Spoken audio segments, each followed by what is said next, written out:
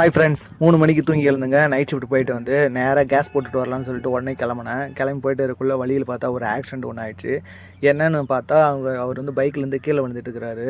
அவருக்கு வந்து கையில் மட்டும் அடி, உடம்பெல்லாம் அடி இல்லை. அந்த பனியன் வந்து ரொம்ப டைட்டாக இருந்துச்சு. உடனே அங்கே ஒரு கடைக்காரர்கிட்ட கத்திரி வாங்கி நானும் இன்னொருத்தரும் சேர்ந்து கட் பண்ணிவிட்டு அவருக்கு ஆம்புலன்ஸ் வந்துச்சு. உடனே அவர் ஆம்புலன்ஸில் ஏற்றி விட்டுட்டு கேஸ் போடலான்னு போனால், கேஸ் போடுறதுக்கு போனால் மணவாள் நகரில் கேஸ் இல்லைங்க. அவங்ககிட்ட கேட்டதுக்கு எப்போ வரும்னு கேட்டால் எப்போ வரும்னே தெரியாது அப்படின்னு சொல்லி பதில் சொன்னாங்க. சரி, ஓகே, நம்ம போகிறதுக்கு வந்தோம், கிளம்ப வேண்டியதான் அப்படின்னு சொல்லிட்டு நேராக திருவள்ளூர் போனேன். திருவள்ளூரில் வழக்கம் போல தாங்க, திருவள்ளூரில் ஏகப்பட்ட வண்டி நின்றுன்னு இருந்துச்சு. சரி, இன்றைக்கும் ஒரு 1 ஹவர் ஆகிட மாட்டேது கேஸ் போகிறதுக்கு அப்படின்னு பார்த்தேன். ஆனால் ஒரு 1/2 ஹவர்லேயே கேஸ் போட்டுட்டு திருவள்ளூர்லேருந்து நேராக வந்தேங்க சவாரிக்காக.